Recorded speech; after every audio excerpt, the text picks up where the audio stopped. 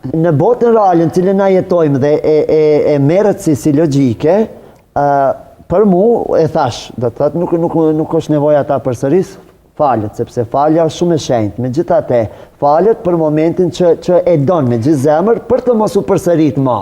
Momentin që përsëritet, atëherë këtu problematika veç shtjellohet edhe zhvillohet dhe del në një koncept absolut. Nuk është më dashni, masne nuk është më dashni. Absolutisht ajo s'ka të bëjë më me dashni. Sepse duhet me thonë, gjithsesi duhet me thonë, kur flasim për dashnin, duhet me thonë që dashnia është barabar vetë sakrificë.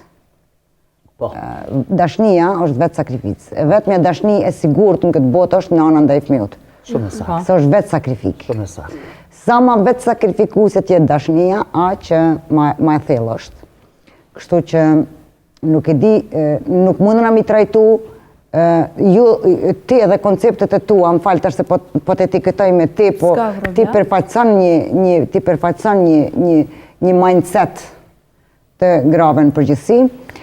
Nëse ti e shef kaq reciproke dashnin, atëherë